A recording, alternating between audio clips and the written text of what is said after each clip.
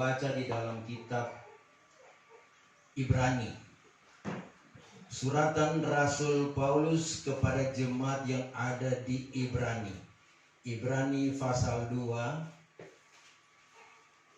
ayat 1 sampai ayat yang keempat, yang berbunyi sebagai berikut. Nasihat supaya taat kepada Injil. Sebab itu patutlah kita terlebih lagi ingat akan segala perkara yang sudah kedengaran itu, supaya jangan kita boleh hanyut. Karena jikalau firman yang difirmankan Allah dengan lidah malaikatnya itu sudah nyata tetap, dan tiap-tiap kesalahan dan durhaka itu ada balasannya dengan adil, bagaimanakah dapat kita terlepas jikalau kita ini melalaikan keselamatan yang begitu besar, yang mula-mula diberitakan Tuhan, lalu disungguhkan kepada kita oleh segala orang yang sudah mendengarnya. Maka Allah pun telah mensahkan mereka itu dengan tanda ajaib dan mujizat dan berbagai-bagai kuasa, dan dengan hal mengaruniakan Roh Kudus menurut kehendaknya sendiri. Terima kasih, silakan dulu. Minta tolong dapat dibaca dalam terjemahan baru yang bertemakan keselamatan yang besar. Ayat pertama, karena itu harus lebih teliti kita memperhatikan apa yang telah kita dengar, supaya kita jangan hanyut di bawah arus. Ayat kedua, sebab kalau firman yang dikatakan dengan perantaraan malaikat-malaikat tetap berlaku, dan setiap pelanggaran dan ketidaktaatan mendapat balasan yang setimpal, bagaimanakah kita akan luput jikalau kita menyia-nyiakan keselamatan yang sebesar itu, yang mula-mula diberitakan oleh Tuhan dan oleh mereka yang telah mendengarnya kepada kita dengan cara yang dapat dipercayai, sedangkan Allah meneguhkan kesaksian mereka oleh tanda-tanda dan mujizat-mujizat dan oleh berbagai-bagai penyataan kekuasaan dan karunia Roh Kudus yang dibagi-bagikannya menurut kehendaknya. Amin, firman Tuhan. Saudara, kalau kita memperhatikan, ini adalah merupakan suratan Paulus kepada jemaat yang ada di Ibrani. Jemaat yang ada di Ibrani adalah jemaat yang dibentuk lewat pengajaran rasul dan nabi-nabi. Artinya jemaat yang sudah diajarkan firman Tuhan yang benar, sehingga mereka mengerti tentang keselamatan. Namun saudara kasih dalam Tuhan, tatkala mereka mengerti, mereka melakukan dengan setia, sehingga kalau kita membaca ayat-ayat selanjutnya di dalam pasal Ibrani ini, mereka dibawa kepada perhimpunan malaikat-malaikat di sorga dengan anugerah Roh Kudus, sehingga mereka tetap bersukacita. Nah, saudara kasih dalam Tuhan, kita memperhatikan apa yang disampaikan oleh Paulus dalam Ibrani pasal yang kedua ini. Ini adalah berbicara tentang keselamatan yang besar, atau saudara sekalian taat kepada Injil. Sebab itu patutlah kita terlebih lagi ingat akan segala perkara yang sudah kedengaran itu, supaya jangan kita boleh hanyut. Dalam terjemahan lama. Terjemahan baru, karena itu harus lebih teliti kita memperhatikan apa yang telah kita dengar, supaya kita jangan hanyut di bawah arus. Kita harus ingat dengan teliti apa yang sudah kita dengar. Bahkan saudara sekalian, kita alami dan rasakan sampai pada saat ini. Apa itu saudara kasih dalam Tuhan? Yaitu tentang perbuatan-perbuatan Allah yang ajaib. Allah menciptakan langit dan bumi, sudah disampaikan oleh nabi-nabinya. Allah menciptakan semua yang ada di dalam dunia ini hanya dengan kuasa kebenaran firman Tuhan. Bahkan manusia sendiri pun diciptakan oleh Tuhan lewat lebu tanah, kemudian dihembuskan nafasnya Tuhan. roh disembuskan sehingga hiduplah manusia. Ini saudara yang perlu kita ingat, saudara, bahwa awalnya kita ini diciptakan begitu mulia, sempurna, sama seperti Bapa, tidak bercacat dan tidak bercela. Nyata kuasa Tuhan, saudara. Namun berjalannya waktu, maka saudara sekalian, iblis, bagaimana dia mau menghancurkan rencana Tuhan. Sehingga manusia yang pertama di Taman Eden itu digoda oleh iblis. Sehingga jatuhlah mereka dalam dosa. Tatkala mereka jatuh dalam dosa, maka mereka dikeluarkan dari taman yang indah, taman yang mulia, penuh dengan kesenangan. Dan mereka mengalami penderitaan. Mereka mengalami kesakitan. Dan mereka harus berusaha mencari kehidupan, mencari untuk kembali kepada Tuhan. Nah, saudara sekalian, dosa awal inilah yang turun-temurun dari zaman ke zaman datang kepada zaman kita, mulai mempengaruhi kita, sehingga apa yang terjadi, kita banyak menderita, menjerit, kita tersiksa. Bahkan saudara kasih dalam Tuhan, berbagai-bagai penyakit menimpa kehidupan manusia. Ini semua, saudara, adalah pekerjaan-pekerjaan kuasa iblis yang senantiasa mempengaruhi umat manusia, sehingga manusia bisa jatuh dalam berbagai-bagai kejahatan dan binasa. Tetapi Tuhan yang ajaib, lewat kuasanya, Dia datang, bagaimana Dia menolong orang-orang yang sudah jatuh dalam dosa, mengembalikan kepada Tuhan. Artinya mereka bertobat, meninggalkan segala kejahatan dan melakukan kebenaran. Nah, saudara, diingatkan, saudara, ingat baik-baik segala perbuatan Tuhan. Tuhan sudah menolong bangsa Israel keluar dari Mesir, tanah penjajahan, dibawa ke Kanaan.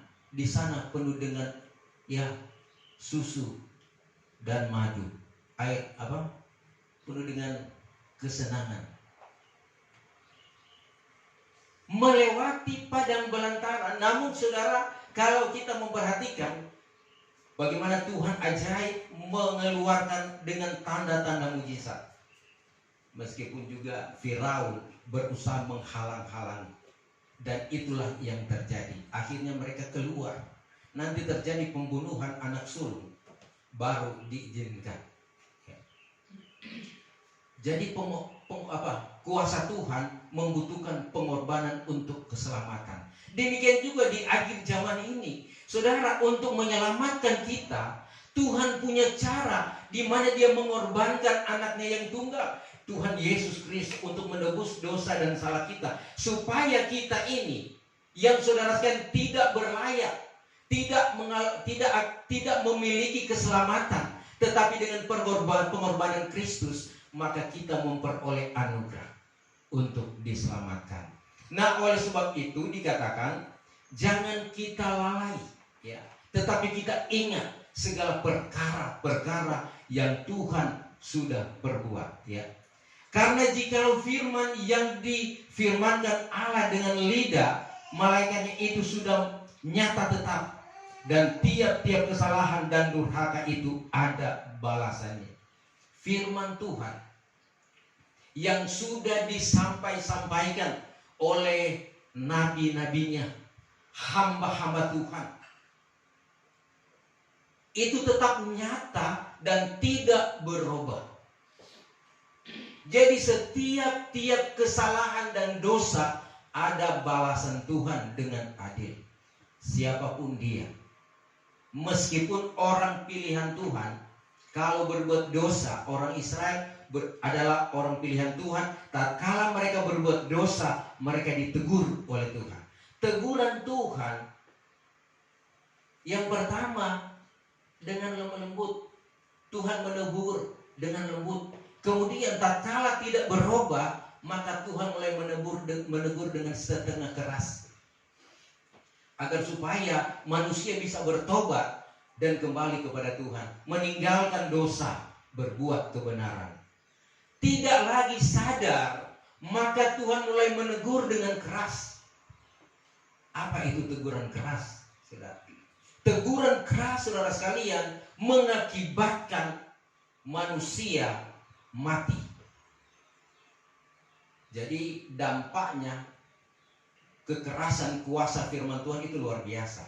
Tetapi firman Tuhan menghidupkan dan membinasakan. Menghidupkan bagi orang yang melakukannya dengan setia. Tetapi kalau kita tidak melakukannya dengan setia, kita akan juga ditegur akan binasa. Oleh sebab itu, saudara, kita memperhatikan bahwa kuasa firman Tuhan ini dari kekal sampai kekal. Firman itu adalah Tuhan sendiri. Amin. Yohanes 1 ayat 1, pada mula pertama adalah firman, dan firman itu bersama-sama dengan Allah, dan firman itu juga adalah Tuhan. Jadi saudara sekalian, segala sesuatu dijadikan oleh Tuhan lewat kuasa kebenaran firman Tuhan. Nah, saudara, dalam kuasa firman Tuhan luar biasa. Di akhir zaman ini, saudara, firman itu adalah penolong kita satu-satunya yang tidak akan pernah mengecewakan. Karena kalau Tuhan sudah berjanji, Tuhan itu bukan manusia yang berdusta, tetapi Dia akan menepati janjinya. Kalau Dia berjanji akan setia menjaga melindungi kita, yang melakukan kehendak kebenaran firman Tuhan, tidak menyimpang ke kanan dan ke kiri, maka Tuhan akan memberkati kita. Di dalam Ulangan 28 ayat 1 sampai ayat yang ke-15 itu dikatakan di sana bagaimana berkat Tuhan, berkat firman Tuhan apabila kita melakukannya dengan setia. Dalam segala hal kita akan diberkati. Bahkan kekuatan, kesehatan menjadi bagian kita. Kita akan mengalami damai sejahtera. Ya. Bahkan dikatakan di dalam ayat-ayat yang ke-14 di sana, bahwa Tuhan mengangkat kita ke atas bukan ke bawah, menjadi kepala bukan ekor. Yang penting melakukan apa Tuhan mau, saudara sekalian. Tetapi tatkala kita tidak melakukan kehendak Tuhan, di dalam ayat yang ke-16 sampai seterusnya, itu kita akan dikutuk Tuhan, saudara. Kalau dikutuk oleh Tuhan, di dalam segala hal kita tidak akan berhasil. Karena saudara, orang yang dikutuk Tuhan hidupnya tidak benar, tidak berkenan kepada Tuhan. Artinya dia, saudara sekalian, tidak mau mendengar dan melakukan kebenaran firman Tuhan. Nah, oleh sebab itu kita gereja Tuhan di akhir zaman ini, mari kita, saudara sekalian, memelihara kebenaran firman Allah itu. Karena firman Allah yang menghidupkan kita. Pengalaman daripada seorang Raja Daud. Raja Daud, saudara sekalian, bahkan mengatakan bahwa firman itu dia taruh di dalam hatinya. Dia melakukan segala kehendak Tuhan dan dia tidak berdosa kepada Tuhan. Mazmur 119 ayat yang ke-11.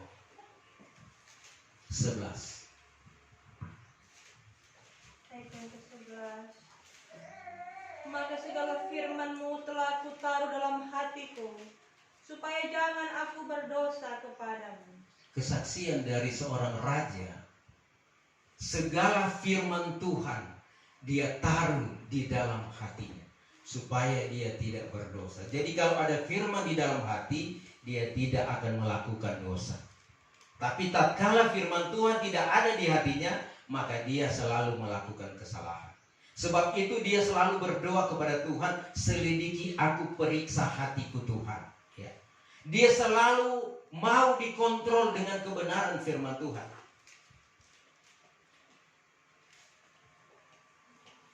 Demikian juga kehidupan saya dan saudara. Kalau kita mau hidup baik, kita mau hidup mengalami apa yang dikatakan damai, apa yang dikatakan sejahtera, taruh firman dalam hati. Amin. Karena saudara sekalian, firman itu adalah penghiburan. Ya, dalam ayat yang lain, firman itu adalah penghiburan. Firman itu adalah terang. Dan firman Allah yang memelihara kehidupan saya dan saudara. Coba baca Mazmur 119 ayat yang ke-9. Ayat yang ke-9. Dengan apa gerangan orang muda akan memeliharakan jalannya suci daripada salah, jikalau dipatutkannya dengan firman-Mu. Ayat 10. Bahwa aku mencari akan Dikau dengan segenap hatiku. Jangan apalah Engkau beri aku sesat daripada hukum-hukum. Ayat 11. Maka segala firman-Mu telah kutaruh dalam hatiku, supaya jangan aku berdosa kepada. Iya, dengan apakah gerangan orang muda akan memeliharakan jalannya suci daripada salah, jikalau dipatutkannya dengan firman-Mu. Artinya dia berjalan sesuai dengan kebenaran firman Tuhan. Amin. Bagaimana orang-orang muda? Bukan cuma orang-orang muda, orang-orang tua. Pokoknya semua orang yang ada, yang Tuhan panggil, Tuhan pilih. Mari kita berjalan sesuai dengan firman Tuhan. Kita berjalan sesuai apa kata Tuhan.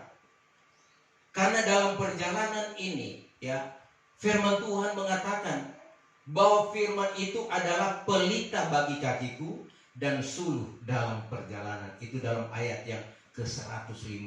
Bagaimana nabi-nabi Tuhan mengatakan firman itu merupakan pelita atau terang, suluh atau yang menuntun kehidupan kita. Kalau firman Allah yang menuntun saudara itu, kita tidak akan pernah tersesat. Amin. Di dunia ini penuh dengan kegelapan. Kata Yesaya pasal yang ke-60, penuh dengan kegelapan, kegelapan dosa, kegelapan dengan kejahatan. Tetapi tatkala terang ada, maka orang-orang yang berjalan dalam terang, maka dia melihat jalannya itu dengan baik, sehingga dia tidak akan mudah terjatuh. Tapi kalau gelap, dapatkah kita berjalan pada jalan yang gelap? Tidak bisa, saudara. Kita hanya meraba-raba. Kita bisa jatuh, kita bisa tertabrak. Dan biasanya kalau gelap orang tidur. Nah, kalau kehidupan kita gelap, maka iman kita juga akan tidur. Kita tidak akan pernah melihat terang. Sebab itu dikatakan, saudara sekalian, firman Tuhan, Tuhan Yesus katakan sendiri, terang sudah datang ke dalam dunia, tetapi gelap yang lebih disukai manusia. Karena apa? Perbuatan mereka itu gelap. Mereka tidak mau datang kepada terang. Sebab apabila mereka datang di terang, maka perbuatannya itu akan nampak, akan mempermalukan dia. Orang akan melihat kelakuannya, karakternya. Nah, saudara kasih dalam Tuhan, bagi saya dan saudara, tatkala kita sudah mengerti firman Tuhan, mari kita berjalan dalam terang. Amin. Kalau kita mau berjalan dalam terang, ini adalah keputusan kita. Kalau kita berjalan dalam terang, berarti kita mau meninggalkan segala gelap. Kita mau meninggalkan dosa, sehingga kita mau melakukan kebenaran. Karena orang yang melakukan kebenaran, dia berjalan dengan Tuhan. Berjalan dengan Tuhan, dia pasti akan sampai di sorga. Tetapi kalau dia tidak berjalan dengan Tuhan, jangan mengharapkan bisa sampai ke sorga. Tujuan saya dan saudara mengiring Tuhan. Tujuan Tuhan memanggil kita adalah bukan untuk dibinasakan, tetapi untuk memperoleh kehidupan yang kekal. Yeremia 29 ayat yang ke-11. Tuhan punya rancangan-rancangan dalam kehidupan kita, yaitu rancangan damai sejahtera, bukan kecelakaan, bukan kebinasaan, bukan kesusahan, tetapi kesukaan damai sejahtera selalu di dalam Tuhan. Nah, oleh sebab itu saudara dalam Tuhan, ya, firman Tuhan yang ada dikatakan oleh pemazmur bahwa itu sudah diuji, ya, sudah diuji. Jadi sebagaimanapun kehidupan kita mungkin di pemandangan dunia tidak berharga, tidak berarti, tetapi kalau kita melakukan kehendak Tuhan, maka kita berharga di mata Tuhan. Minta tolong dibaca dalam Mazmur 119 ayat 140.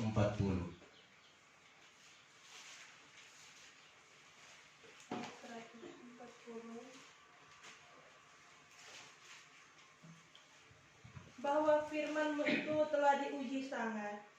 Maka sebab itu hamba-Mu ini mengasihi akan dia. 141. Kendatilah aku ini kecil dan hina, maka tiada kulupakan firman-Mu. Iya, saudara. Firman Tuhan sudah teruji, sudah dipraktekkan oleh hamba-hamba Tuhan, dan ternyata ya dan amin. Firman Tuhan luar biasa. Tuhan itu luar biasa, maha kuasa. Dia dahsyat dan ajaib dalam segala perkara. Di sini pemazmur mengatakan, kendatilah aku ini kecil dan hina, maka tiada kulupakan firman-Mu. Meskipun kita tidak berharga, tetapi jangan kita melupakan kebaikan Tuhan lewat firman-Nya. Karena saudara, pemazmur juga mengatakan, apa yang kita mau cari dalam dunia ini? Apa yang kita mau cari?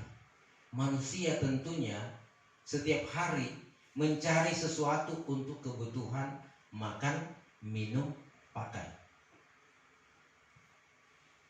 Kemudian ada dia punya tambahan-tambahan lagi. Karena manusia namanya tidak pernah puas dengan apa yang ada. Tetapi pemazmur mengatakan bahwa dia tidak memikirkan tentang perkara-perkara itu, tetapi dia lebih memikirkan bagaimana melakukan hukum-hukum Tuhan. Ya, memang dalam kehidupan kita ini juga, jikalau kita ditanyakan mau pilih firman Tuhan atau harta dunia, ini satu pilihan yang sulit. Setiap orang beda jawabannya, tergantung kualitas iman. Jadi kalau dia punya iman itu masih kanak-kanak, dia lebih memilih kesenangan dunia. Demikian juga tatkala dia mulai dewasa, masih diperhadapkan hidup dalam Tuhan atau hidup dalam kesenangan dunia. Bahkan sudah dewasa, kita diperhadapkan dengan hal yang demikian. Saya dan saudara sudah sekian lama mengiring Tuhan, maka ini pilihan tetap ada di depan kita. Pilihan yang kita pilih harus kita pegang teguh-teguh. Jangan kita lepaskan, karena itu keselamatan. Nah, kadangkala kita, tatkala tawaran dunia itu semakin luar biasa, dunia menawarkan kita kekayaan, jabatan, kedudukan, harta, uang, emas dan perak. Dan jika kita kurang mendapatkan anugerah-anugerah Tuhan, firman Tuhan kurang kita mengerti, kita kurang pahami, itu Paulus katakan dalam ayat pokok tadi, kita akan hanyut. Orang Manado bilang anyor, saudara sekalian, anyur di dalam arus dunia. Nah, ini yang harus kita jaga, saudara. Jangan sampai kita terhanyut, terbawa arus dunia. Mari baca Mazmur 119 ayat yang ke-14. Ayat 14. Maka lebih suka aku akan jalan segala hukum-Mu daripada sukaku akan segala harta benda. Iya. Lebih suka aku akan jalan segala hukum Tuhan daripada sukaku akan harta benda. Ini firman Tuhan. Jadi pemazmur mengatakan dia lebih suka firman Tuhan daripada kekayaan dunia. Memang Tuhan Yesus juga sudah katakan, cari dahulu kerajaan Allah serta dengan kebenarannya, maka sekaliannya akan ditambahkan kepadamu. Apa itu sekaliannya? Yaitu segala apa yang kita butuhkan di dalam dunia ini. Yang penting cari dulu kebenaran firman Tuhan, taruh dulu firman dalam hati, lakukan dulu firman Tuhan. Pengalaman daripada seorang raja, yaitu Raja Soleman, tatkala dia dipilih, dilantik oleh Tuhan, Tuhan katakan mau pilih apa, mau minta apa. Soleman katakan, berikan aku hikmat dan pengetahuan.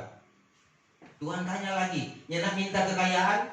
tidak minta supaya mati segala musuhmu, karena di zaman itu saudara, ya di Papa itu Daud itu hidup dengan peperangan, banyak musuh, ya, tidak mengenal waktu, tiba-tiba sudah diserang, tiba-tiba sudah menyerang, peperangan terjadi.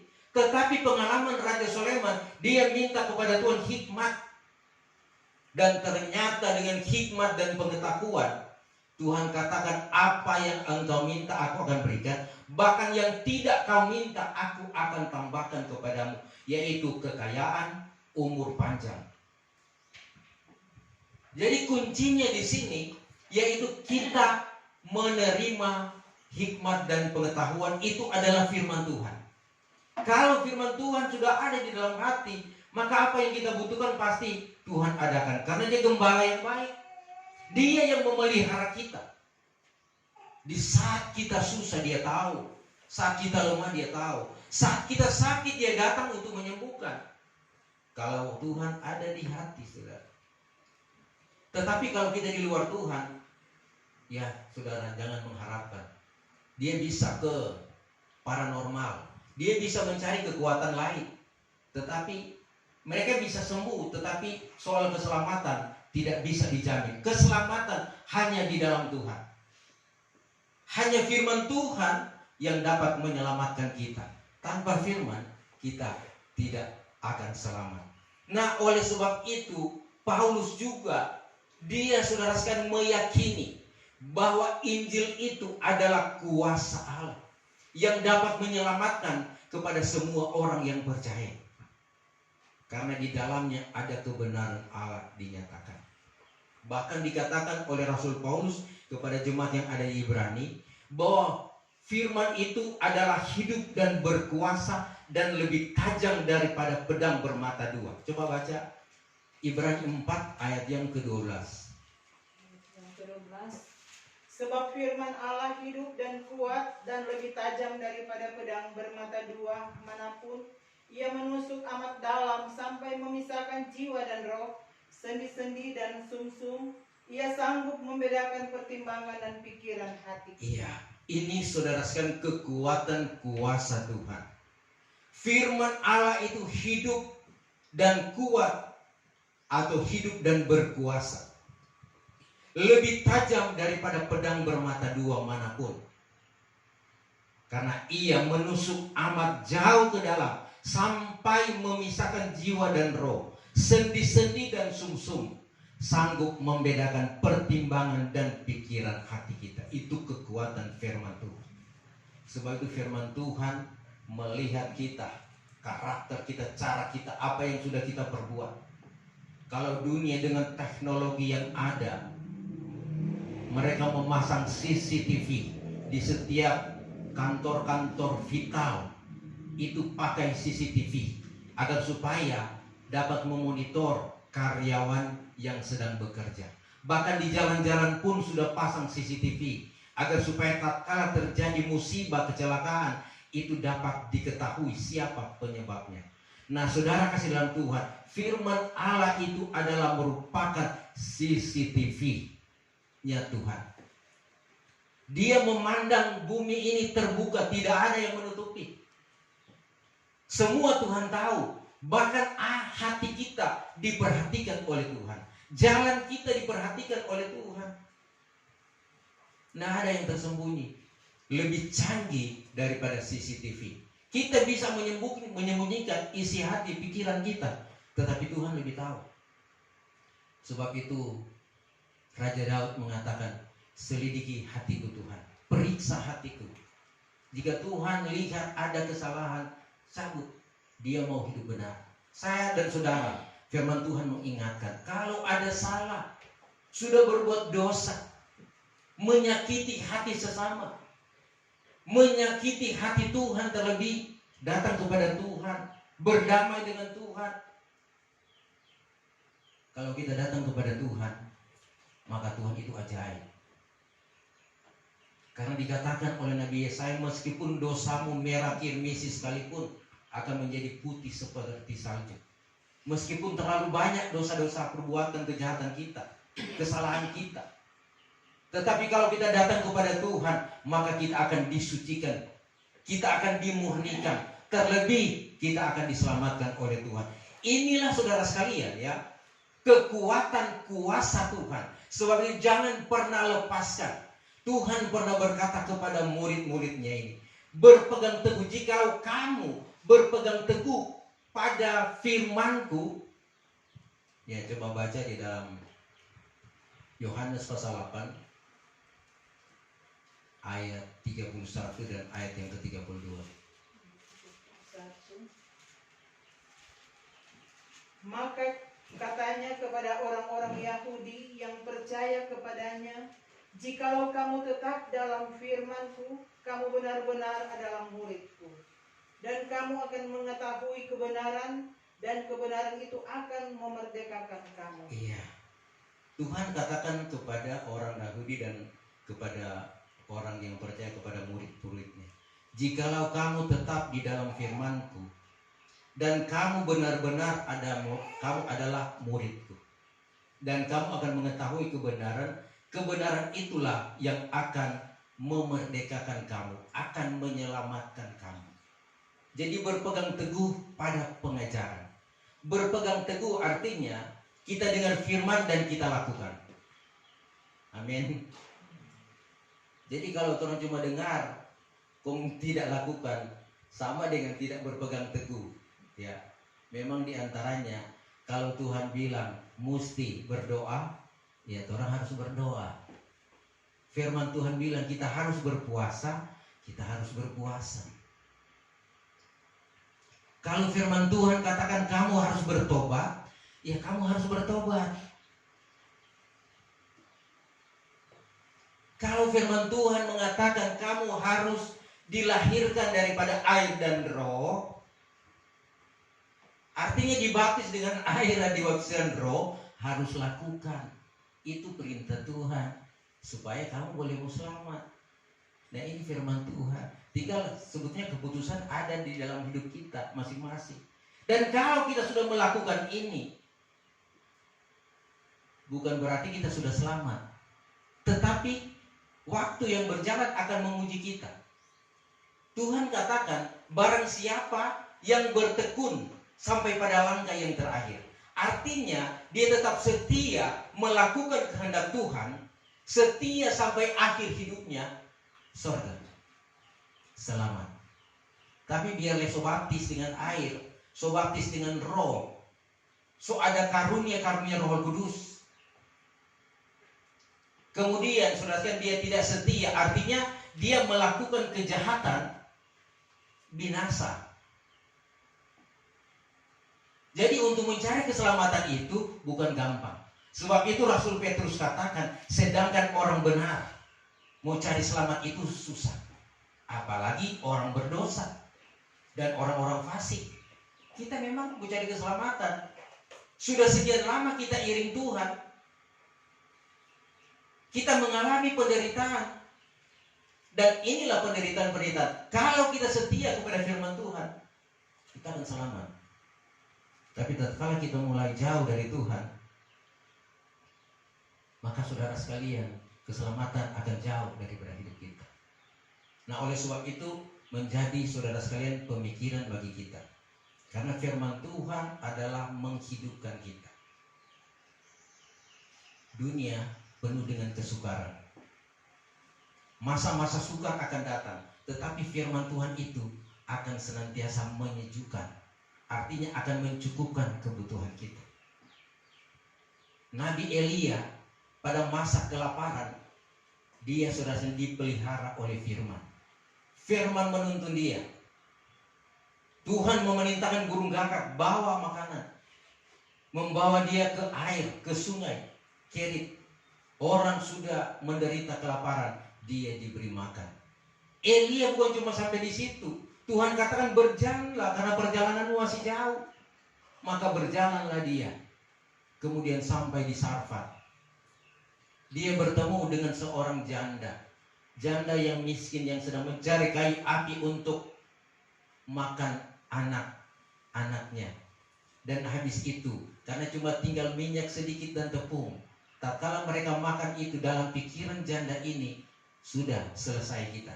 tinggal 1 kali makan mati. Tetapi Elia sampai di sana, berikan aku sepotong genggam, sepotong roti. Kemudian saudara sekalian, janda ini dia pikir, sedangkan saya dengan anak saya tinggal 1 kali makan, mati. Kemudian kita mau memberi lagi kepada Elia. Orang-orang pintar, orang pandai, dia akan katakan tidak cukup, dia tidak akan memberi.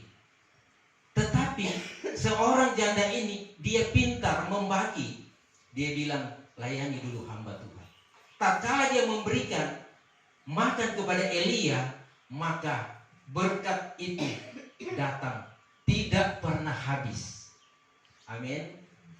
Kalau kita mengutamakan Tuhan, tidak pernah habis. Sebab itu kenapa rahasianya Tuhan pertemukan Elia dengan janda yang miskin. Di tempat itu kan ada DP bupati, itu kan ada DP pejabat-pejabat, ada orang-orang kaya di sana, orang terhormat. Kenapa Tuhan tidak suruh pergi ke tempat di sana, tempat yang mewah, bertemu dengan orang-orang kaya? Karena Tuhan tahu, Tuhan sanggup menghidupkan hamba Tuhan, orang-orang benar dengan cara Tuhan. Mungkin kalau kita berpikir ya, kalau mau datang ya, datang juga keluarga-keluarga yang kaya, yang ada berkat, yang boleh mau tolong, ada tanpa penginapan. Begitu tuh. Tapi Tuhan beda. Pikiran Tuhan, pikiran manusia beda. Tatkala pun Tuhan mau lahir di dunia ini, Tuhan sanggup lahir di hotel, di tempat yang indah. Tetapi dia mau merendahkan diri, lebih rendah daripada kehidupan manusia. Lahir di kandang yang hina. Dia mengangkat derajat manusia. Waktu itu tidak ada yang rasa kasihan. Kenapa? Dia mau datang kepada keluarganya, tidak ada tempat, semua penuh. Itulah cara Tuhan, saudara. Cara Tuhan, kepikiran Tuhan tidak bisa kita selami. Sebab itu kita mengerti kehendak Tuhan. Jangan kita bermasa bodoh, ya. Karena saudara, orang bodoh itu ya orang yang tidak mengerti kehendak Tuhan. Nah, pemazmur juga dikatakan, tatkala dia melakukan firman Tuhan, dia tidak menjadi bodoh. Ya, ayat yang terakhir di dalam Mazmur 119 ayat 130.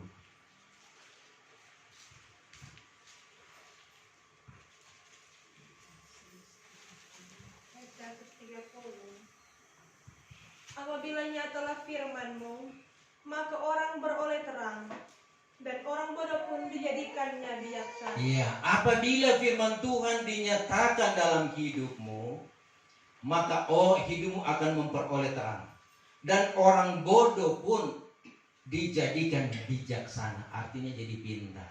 Amin. Coba baca ayat 100.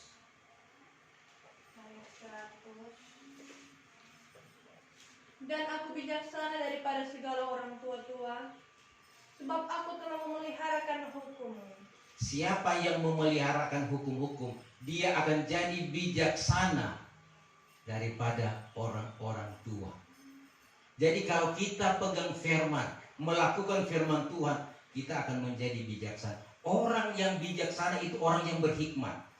Orang yang berhikmat itu kalau dia tahu ada lubang di depan, dia tidak akan maju, dia akan menghindar. Tapi kalau orang bodoh, biar ada lubang lagi di muka, dia akan masuk sampai masuk itu, saudara. Dan memang Tuhan sudah tunjukkan, jangan orang jadi bodoh. Tuhan sudah menyampaikan tentang perumpamaan 10 anak darah. Ada bijak, ada bodoh. 5 bijaksana dan 5 bodoh. Bijaksana ini selamat menjadi pengantin, dan bodoh ini tidak menjadi pengantin karena kekurangan minyak Roh Kudus. Tidak setia sampai pada langkah yang terakhir. Nah, saya dan saudara diingatkan oleh firman Tuhan bahwa firman Tuhan itu luar biasa. Jangan lepaskan, pegang teguh-teguh. Siapa yang berpegang teguh sampai pada langkah yang terakhir, dialah yang akan diselamatkan. Puji Tuhan. Ini firman Tuhan. Mari kita akan mempersiapkan diri, kita masuk pada doa dan penyembah.